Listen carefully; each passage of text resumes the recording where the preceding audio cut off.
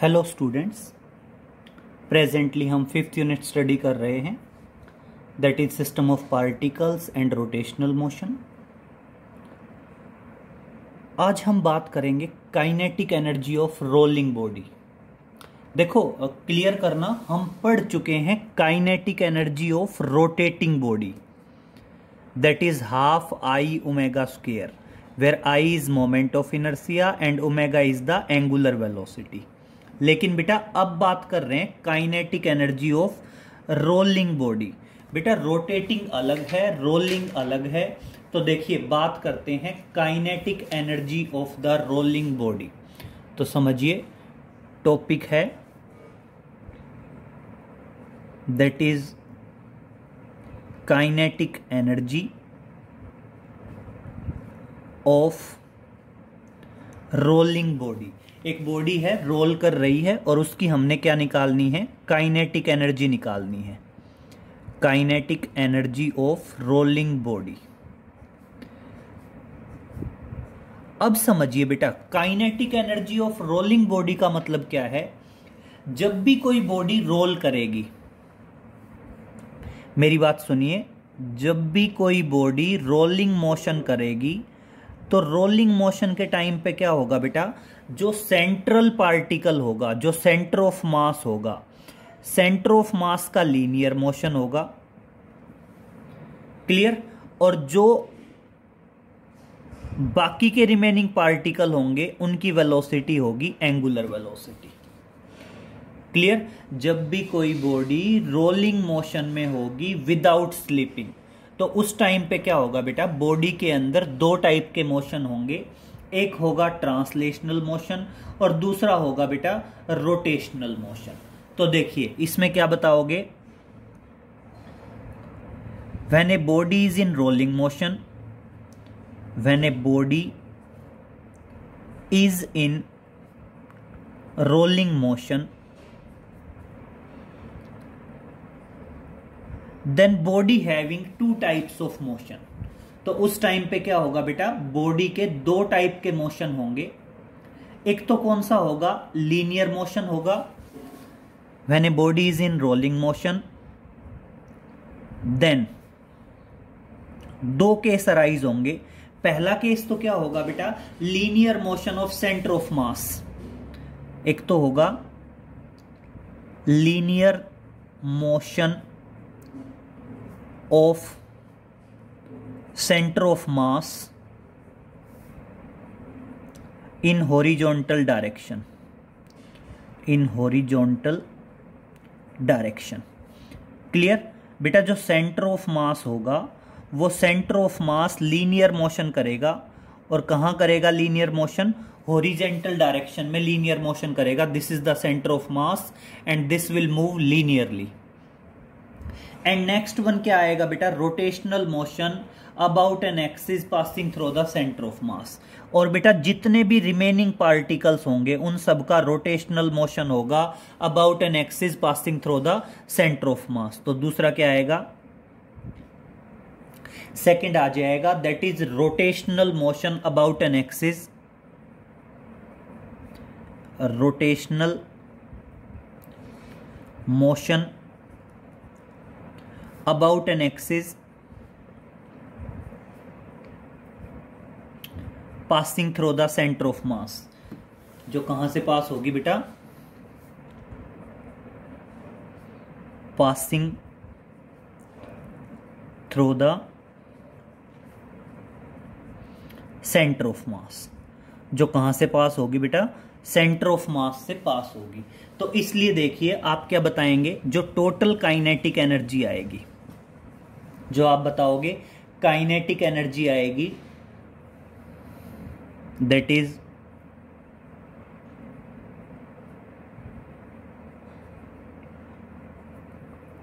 जो आपकी total kinetic energy आएगी, वो टोटल काइनेटिक एनर्जी बेटा सम होगी kinetic energy of rotational motion and kinetic energy of translational motion. तो देखना, एक तो क्या आएगा? ट्रांसलेशनल काइनेटिक एनर्जी, और प्लस क्या आएगा बेटा? प्लस आएगा rotational kinetic energy, that is rotational kinetic energy. ठीक है, जो टोटल काइनेटिक एनर्जी आएगी रोलिंग बॉडी की वो ट्रांसलेशनल काइनेटिक एनर्जी और प्लस क्या आ जाएगी बेटा, रोटेशनल काइनेटिक एनर्जी आ जाएगी। अब मेरी बात सुनिए, टोटल काइनेटिक एनर्जी है। अब देखिए ट्रांसलेशनल काइनेटिक एनर्जी क्या रहेगी, हाफ एम वी स्क्वायर रहेगी। जो ट्रांसलेशनल काइनेटिक एनर्जी होगी वो क्या रहेगी, हाफ एम वी स्क्वायर रहेगी। और जो रोटेशनल काइनेटिक एनर्जी रहेगी वो क्या रहेगी, हाफ आई ओमेगा स्क्वायर रहेगी। वो किसके बराबर रहेगी, हाफ आई ओमेगा स्क्वायर। भाई रोटेशनल काइनेटिक एनर्जी क्या होती है, moment of inertia into angular velocity का स्क्वायर, यही होगा ना। अब उसके बाद आगे सुनिए बेटा, अब इससे आगे दो स्टेप हैं अलग अलग। पहला स्टेप तो क्लियर करिए क्या है, आप ये कह सकते हैं कि आपका half M V square plus आ गया 1/2 आई ओमेगा स्क्वायर। जो है बेटा ओमेगा किसके बराबर होता है, आपने पढ़ा है V is equal to R omega, V is equal to R omega होता है। ठीक है, और इसलिए ओमेगा किसके बराबर आ जाएगा बेटा, ओमेगा आ जाएगा that is V by R. Omega किसके बराबर आ जाएगा, V बाई आर आ जाएगा। तो जो ओमेगा स्क्वायर है, ओमेगा स्क्वायर की जगह क्या लिख देंगे, V square by R square. क्या लिख देंगे, V square by R square. और अब देखिए अगर मैं काइनेटिक एनर्जी की बात करूं तो काइनेटिक एनर्जी में मैं क्या करूंगा, half M V square common लूंगा। Half M V square common लिया तो यहां क्या बचा बेटा, यहां बचा 1 और यहां क्या बचा, देखना मोमेंट ऑफ इनर्शिया भाई v और 1/2 और m भी लेना है तो नीचे क्या आ जाएगा, डिवाइड में एम आर स्क्वायर आ जाएगा। डिवाइड में क्या आ जाएगा, एम आर स्क्वायर आ जाएगा। Clear, this is the kinetic energy of rolling body. ये क्या आ गई, this is the kinetic energy of rolling body. ठीक है, अब इसको एक बात और समझना बेटा, कई बार एक रिजल्ट और भी यूज हो जाता है। ये तो काइनेटिक एनर्जी है रोलिंग बॉडी की मोमेंट ऑफ इनर्शिया की टर्म्स में। दूसरा देखना, अब क्या कहोगे, नाउ वी नो दैट बेटा जो बॉडी का मोमेंट ऑफ इनर्शिया होता है वो किसके बराबर होता है, एम के स्क्वायर के बराबर होता है।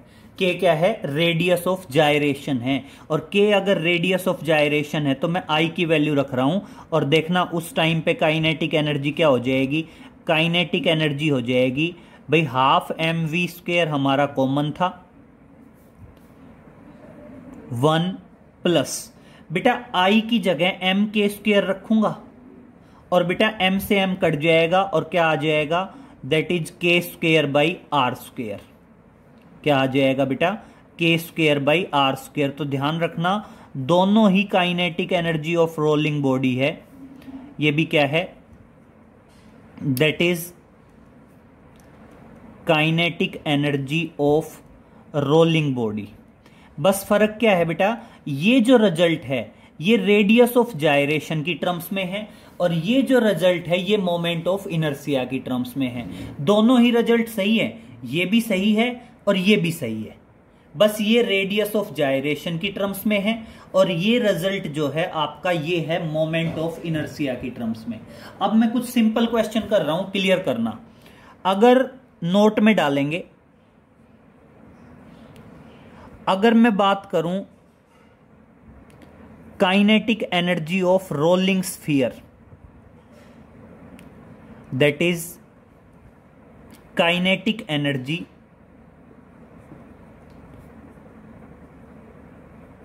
Of rolling solid sphere. बेटा मैं कहता हूं कि काइनेटिक एनर्जी बतानी है और रोलिंग सॉलिड स्फीयर की बतानी है। एक स्फीयर है सॉलिड स्फीयर और वो क्या कर रहा है, रोल कर रहा है, और उसकी हमने क्या बतानी है, काइनेटिक एनर्जी बतानी है। अब देखिए आप क्या बताओगे सॉलिड स्फीयर के लिए, for solid sphere, solid sphere का मोमेंट ऑफ इनर्सिया जो है बेटा, मोमेंट ऑफ इनर्सिया की वैल्यू होती है 2/5 mr², 2/5 mr²। m क्या है, मास ऑफ द स्फीयर है, और r क्या है, रेडियस। और देखिए इस तरह से काइनेटिक एनर्जी क्या आ जाएगी, काइनेटिक एनर्जी आ जाएगी 12 mv², 1 plus moment of inertia की जगह रख देंगे 2/5 mr² से mr² कैंसिल हो जाएगा, और इस तरह से काइनेटिक एनर्जी आ जाएगी, दैट इज एलसीएम लो 5 2 7 7/5, और कुल मिला के काइनेटिक एनर्जी आएगी आपकी 7/10 mv², 7/10 mv²। Clear, this is the kinetic energy of rolling solid sphere. दूसरा देखना बहुत ध्यान से, अगर मैं कहता हूं काइनेटिक एनर्जी बतानी है किसकी, ऑफ रोलिंग होलोस्फीयर, काइनेटिक एनर्जी बतानी है रोलिंग होलोस्फीयर की। तो अब सुनिए बेटा, आपको पता होना चाहिए, मैंने ये रिजल्ट आपको पहले भी टेबल बताई थी पूरी, कि मोमेंट ऑफ इनर्सिया के रिजल्ट आपको याद होंगे। जिस तरह से सॉलिड स्फीयर का moment of inertia about the diameter 2/5 mr² है, वैसे ही होलोस्फीयर का moment of inertia about the diameter कितना है, 2/3 mr² है। कितना है, दैट इज 2/3 mr²। और इस तरह से देखना, अब काइनेटिक एनर्जी क्या हो जाएगी, अब काइनेटिक एनर्जी हो जाएगी, ये ध्यान रखना, this is the kinetic energy of solid sphere. अब काइनेटिक एनर्जी होलोस्फीयर की बात कर रहे हैं, तो देखना 12 mv² क्या है, 1 प्लस मोमेंट ऑफ इनर्सिया। बेटा मोमेंट ऑफ इनर्सिया क्या है, 2/3 mr², mr² से mr² कट जाएगा, mr² से mr² कैंसिल। और इस तरह से देखना, अगर आप इसको सोल्व करोगे तो होलोस्फीयर की जो काइनेटिक एनर्जी आएगी, होलोस्फीयर की काइनेटिक एनर्जी आ जाएगी 5/6 mv², 5/6 mv²। ये किसकी आ गई, होलोस्फीयर की आ गई। इसी तरह मान लीजिए मैं कहता हूं काइनेटिक एनर्जी चाहिए मेरे को, किसकी काइनेटिक एनर्जी चाहिए, रोलिंग सिलेंडर की। Kinetic energy of rolling solid cylinder. बेटा एक सॉलिड सिलेंडर है और वो क्या कर रहा है, रोल कर रहा है, रोलिंग सॉलिड सिलेंडर है और रोलिंग है, और उसकी हमने क्या बतानी है, काइनेटिक एनर्जी बतानी है। बस सबसे पहले आपको मोमेंट ऑफ इनर्सिया जरूर याद होना चाहिए, कि अगर आप सॉलिड सिलेंडर की बात कर रहे हैं तो सॉलिड सिलेंडर का जो मोमेंट ऑफ इनर्सिया होता है बेटा, सॉलिड सिलेंडर का मोमेंट ऑफ इनर्सिया होता है अबाउट इट्स एक्सिस 1/2 mr²। और इस तरह से काइनेटिक एनर्जी क्या आ जाएगी बेटा, काइनेटिक एनर्जी आ जाएगी 12 mv², दैट इज 1 प्लस आई की जगह, मोमेंट ऑफ इनर्सिया की जगह 1/2 mr², mr² से mr² कट जाएगा, 1/2 आएगा। और देखना इस तरह से रोलिंग सॉलिड सिलेंडर की काइनेटिक एनर्जी आ जाएगी 3/4 mv²। m is the mass of the cylinder and v is the velocity of the cylinder. आ गया समझ में? तो ये आया बेटा kinetic energy of rolling body, ये रिजल्ट मोमेंट ऑफ इनर्शिया की टर्म्स में है, ये रिजल्ट रेडियस ऑफ जायरेशन की टर्म्स में है। और बेटा अब मैं नेक्स्ट जो टॉपिक कराऊंगा उसमें ये रिजल्ट यूज करूंगा, आपको याद होने चाहिए ये रिजल्ट। और इसके अलावा ये आ गई आपके kinetic energy rolling solid sphere की, होलो स्फीयर की, kinetic energy of rolling solid cylinder की।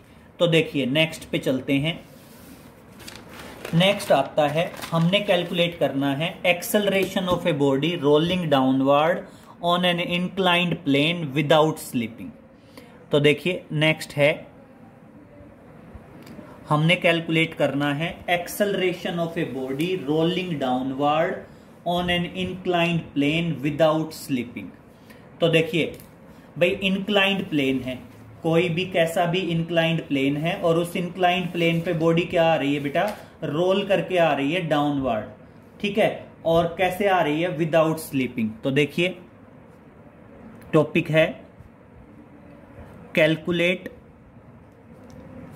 Acceleration of a body, calculate acceleration of a body rolling downward on an inclined plane, rolling downward on an inclined plane। बेटा कोई भी एक inclined plane है, ठीक है, एक inclined plane पे बॉडी रोल करके आ रही है downward, rolling downward on N inclined plane। बेटा एक inclined plane मतलब कोई भी जो स्लोप है उस स्लोप से बॉडी रोल करके आ रही है, rolling downward on N inclined plane without sleeping, बिना स्लिप हुए। विदाउट स्लीपिंग मतलब जो बॉडी है वो स्लिप नहीं हो रही है, बिना स्लिप हुए और रोल करके आ रही है डाउनवर्ड, ठीक है, बॉडी है और बिना स्लीपिंग के, विदाउट स्लीपिंग। और उसका हमने क्या निकालना है, एक्सेलरेशन निकालना है। देखिए अच्छा क्वेश्चन है, समझिए। मान लीजिए बेटा ये कोई इंक्लाइंड प्लेन है, this is the inclined plane. Inclined plane का ये एंगल ऑफ इंक्लिनेशन है थीटा, ठीक है। कोई बॉडी स्टार्ट करती है from point A, body point A पे थी और पॉइंट ए पे बॉडी किस में थी, रेस्ट में थी, और वहां से बॉडी रोल करना शुरू करती है, पॉइंट ए से रोल करना शुरू करती है और बॉडी रोल करते करते करते करते कहां पे आ जाती है, रोलिंग मोशन करते हुए। भाई रोलिंग मोशन है तो सेंटर ऑफ मास का लीनियर वेलोसिटी होगी, बाकी सबकी एंगुलर वेलोसिटी होगी, और बॉडी कहां तक आ जाती है, पॉइंट बी पे पहुंच जाती है, ठीक है। ए से रेस्ट से चलना शुरू करती है और बी पे पहुंच जाती है, और इस तरह से डाउनवर्ड रोल करके आ रही है। और हमने इसका क्या निकालना है बेटा, एक्सेलरेशन फाइंड आउट करना है। अब समझिए बेटा, अगर मान लीजिए ये यहां से यहां तक एस डिस्टेंस कवर करती है, ये ए से बी तक एस डिस्टेंस कवर करती है, तो वर्टिकली ये कितना नीचे आएगी बेटा, वर्टिकली ये मान लो h हाइट नीचे आई, वर्टिकली कितनी नीचे आई, h हाइट नीचे आई। ये एंगल थीटा था तो ये एंगल भी क्या रहेगा, थीटा रहेगा, ठीक है। तो अब सिचुएशन क्या आएगी कि जब बॉडी ए से रोल करके डाउनवर्ड आएगी तो जितना बॉडी की काइनेटिक एनर्जी में इंक्रीज होगा उतना ही बॉडी की पोटेंशियल एनर्जी में डिक्रीज होगा। क्योंकि देखो बेटा, किसी भी बॉडी की टोटल एनर्जी हमेशा कांस्टेंट होती है, जितनी टोटल एनर्जी ए पे थी उतनी ही टोटल एनर्जी होगी किस पे, बी पे। तो देखना इस कंडीशन में आप क्या कहोगे, आप बताओगे now total energy of the body remain constant. Body की टोटल एनर्जी क्या होती है बेटा, कांस्टेंट होती है, इसलिए जो टोटल एनर्जी पॉइंट ए पे होगी वही टोटल एनर्जी पॉइंट बी पे होगी। तो देखिए सिंपल सी बात है, जितनी टोटल एनर्जी ए पे होगी उतनी ही टोटल एनर्जी पॉइंट बी पे होगी। फिर इसके साथ साथ ए पे बेटा बॉडी रेस्ट में थी, सारी की सारी बॉडी की जो एनर्जी थी वो पोटेंशियल एनर्जी थी, और बी पे पहुंचते पहुंचते वो एनर्जी किस में हो गई, काइनेटिक एनर्जी में कन्वर्ट हो गई। तो जितना ए से बी तक काइनेटिक एनर्जी में इंक्रीज हुआ उतना ही बेटा ए से बी तक पहुंचने में पोटेंशियल एनर्जी में डिक्रीज हुआ। तो देखना इस टाइम पे आप क्या बताओगे, इस टाइम पे बताओगे कि increase in kinetic energy of the body, increase in kinetic energy of the body will be equal to the decrease in potential energy of the body, will be equal to decrease in potential energy of the body। जितना kinetic energy में increase होगा उतना ही potential energy में decrease होगा। और बेटा बहुत ध्यान से सुन लो, अगर काइनेटिक एनर्जी है, बॉडी रोल करके आ रही है, देखना अगर रोल करके आ रही है तो काइनेटिक एनर्जी दोनों होगी, काइनेटिक एनर्जी लीनियर की भी होगी और काइनेटिक एनर्जी रोटेशनल की भी होगी ना बेटा। और अगर वो h हाइट नीचे आई, बॉडी का मास मैं m मान लूं, तो h हाइट नीचे आई तो डिक्रीज इन पोटेंशियल एनर्जी कितना हो जाएगा, mgh हो जाएगा, अगर बॉडी h हाइट नीचे आ जाती है तो। अब समझिए आप क्या बताओगे भाई, half m v square plus 1/2 i omega square, और बेटा ओमेगा स्क्वेयर बेसिकली किसके बराबर होगा, ओमेगा स्क्वेयर बराबर होगा V square by R square. Omega square बराबर होगा basically V square by R square. नीचे रेफरेंस देंगे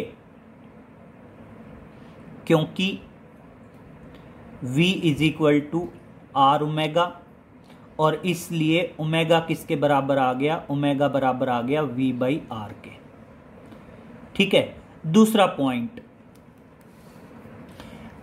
mgh, mg, और बेटा मैं h की वैल्यू रख रहा हूं, और देखना h की वैल्यू कहां से आएगी, आप रेफरेंस देंगे फ्रॉम द ट्राइंगल ABC, ये भी रेफरेंस में देंगे, यहीं इसी पॉइंट का रेफरेंस है। बेशक चाहो तो यहां पे अभी h यूज करते चले जाओ, चाहो तो बेशक अभी h यूज करते चले जाओ। तो देखना इस तरह से क्या आ गया, मैं यहां इन दोनों में से हाफ mv स्क्वेयर कॉमन ले रहा हूं, तो देखना क्या आ गया, हाफ mv स्क्वेयर, और क्या आएगा 1 plus moment of inertia upon mr square. मैं चाहता तो इस रिजल्ट को डायरेक्ट भी यूज कर सकता था, मैंने यहां आपको ड्राइव करके दिखा दिया।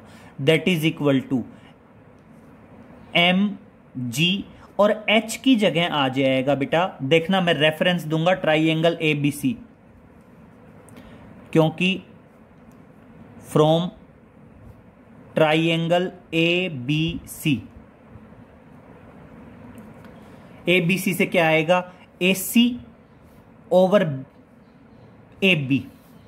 भाई AC क्या है, AC किसके बराबर है, परपेंडिकुलर, और ये क्या है, हाइपोटेन्यूज।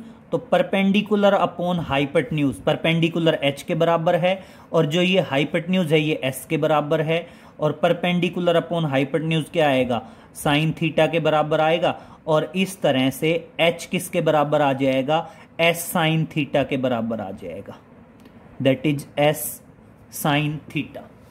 ठीक है, और इस तरह से देखना बेटा m से m कैंसिल, और इस तरह से आपके v स्क्वेयर की वैल्यू आ गई, that is v square will be equal to, v square जो है वो v स्क्वेयर किसके बराबर आ गया, दैट इज 2 पलट के ऊपर जाएगा, that is 2gs sine theta, और अपॉन क्या आ जाएगा, अपॉन आ जाएगा 1 plus moment of inertia upon mr²। ये बेसिकली किसके बराबर आ गया बेटा, v² का रिजल्ट आ गया। ये बेसिकली किसका रिजल्ट आ गया, v² का रिजल्ट आ गया। अगर आप वेलोसिटी की बात करें तो अंडर रूट लगा दें, अगर आप वेलोसिटी की बात करें तो अंडर रूट लगा दें। और अब देखना, now from equation of motion, now from equation of motion, कौन सी equation of motion, v² minus u² is equal to 2as। पढ़ा है आपने कि v² minus u² is equal to 2as। बेटा v² की वैल्यू आपके पास है 2gs sign theta upon 1 plus moment of inertia upon mr²। Clear. और माइनस जीरो, जीरो क्यों बेटा, क्योंकि बॉडी इनिशियली किस पे थी, रेस्ट पे थी, और इनिशियली रेस्ट पे थी तो u² की वैल्यू 0, और ये किसके बराबर आ गया बेटा, 2as के बराबर आ गया। अब देखो 2 से 2 कैंसिल, s से s कैंसिल, और इस तरह से acceleration of the rolling body, acceleration of the rolling body क्या आ जाएगा, acceleration of the rolling body आ जाएगा that is g sine theta upon 1 plus moment of inertia upon mr²। Clear. ये क्या है, acceleration of the rolling body, acceleration of the rolling body. किसका acceleration आ गया बेटा, रोलिंग बॉडी का एक्सेलरेशन आ गया। और देखो सेम रिजल्ट है अगर आप मोमेंट ऑफ इनर्सिया की बजाय रेडियस ऑफ जायरेशन की टर्म्स में देना चाहो, तो सिर्फ आपने यही लिखना है, वी नो दैट। हमने ये भी पढ़ा है क्या, कि मोमेंट ऑफ इनर्सिया किसके बराबर होता है, mk² के बराबर होता है रेडियस ऑफ जायरेशन। और I की वैल्यू रखेंगे तो m से m कैंसिल, और इस तरह से एक्सेलरेशन बराबर आ जाएगा बेटा g साइन थीटा, और अपॉन क्या आ जाएगा 1 प्लस k² बाई r²। क्या आ जाएगा 1 plus k² by r²। This is the in terms of radius of gyration. तो दोनों ही ध्यान रखना, acceleration of the rolling body downward किसकी टर्म्स में, आप मोमेंट ऑफ इनर्सिया की टर्म्स में भी लिख सकते हैं, और आप किसकी टर्म्स में लिख सकते हैं, रेडियस ऑफ जायरेशन की टर्म्स में भी लिख सकते हैं। अब उसके बाद दूसरी बात सुनिए, दूसरा पॉइंट क्या आएगा बेटा, अगर अब वो कहे कि आप एक्सेलरेशन ऑफ रोलिंग सिलेंडर बताओ, तो आप मोमेंट ऑफ इनर्सिया की वैल्यू रख देंगे। जैसे हमने अभी अभी काइनेटिक एनर्जी निकाली थी, kinetic energy rolling solid sphere की, रोलिंग होलो स्फीयर की, रोलिंग सिलेंडर की। तो इसी तरह अगर एक्सेलरेशन रोलिंग स्फीयर का निकलवाए तो मोमेंट ऑफ इनर्सिया की वैल्यू स्फीयर की रख देंगे। अगर रोलिंग सिलेंडर का निकलवाए तो मोमेंट ऑफ इनर्सिया की वैल्यू किसकी रख देंगे बेटा, रोलिंग सिलेंडर की रख देंगे। अगर रिंग का निकलवाए तो रोलिंग किसका रख देंगे, रिंग का रख देंगे। तो इस तरह से आप कैलकुलेट कर सकते हैं, वेलोसिटी भी कैलकुलेट कर सकते हैं और एक्सेलरेशन भी कैलकुलेट कर सकते हैं। जस्ट और जस्ट किसकी वैल्यू रखनी है, हमने मोमेंट ऑफ इनर्सिया की वैल्यू रखनी है। जरूरी नहीं था कि मैं रिजल्ट को s साइन थीटा की टर्म्स में चाहता, आप चाहो तो डायरेक्ट यहां पे h ले लेते और वेलोसिटी की वैल्यू h की टर्म्स में भी आ सकती थी। क्लियर। तो इस तरह से बेटा हमने दो टॉपिक पढ़े हैं। पहला पढ़ा है kinetic energy of rolling body. बेटा बहुत ध्यान रखना, काइनेटिक एनर्जी रोलिंग बॉडी की बात कर रहे हैं, रोटेटिंग बॉडी की तो सिर्फ होती है 1/2 I ω²। लेकिन अगर मैं रोलिंग बॉडी की बात करूंगा तो काइनेटिक एनर्जी ट्रांसलेशनल की भी आएगी और काइनेटिक एनर्जी रोटेशनल की भी आएगी। क्लियर। तो पहला तो था kinetic energy of rolling body, और दूसरा आया acceleration of the body rolling downward on an inclined plane. बेटा जरूरी नहीं है एक्सेलरेशन, आप वेलोसिटी तक निकालना चाहो तो ये रिजल्ट सफिशिएंट है, अंडर रूट कर देना। मैंने आगे एक्सेलरेशन तक निकाल दिया। क्लियर। और अब सुनिए, जैसे मैंने kinetic energy solid sphere, hollow sphere, cylinder सबकी निकाली, कैसे मोमेंट ऑफ इनर्शिया की वैल्यू रख के, तो उसी तरह ये एक्सेलरेशन भी rolling sphere, hollow sphere, cylinder सबके लिए आ सकता है, बशर्ते आप किसकी वैल्यू रखो, मोमेंट ऑफ इनर्शिया की वैल्यू रखो, तो उसी के अकॉर्डिंगली ये क्या होगा बेटा, आता चला जाएगा। ठीक है ना। तो इतना कर लीजिए बेटा, बाकी आगे नेक्स्ट लेक्चर में मिलते हैं। Okay, thank you.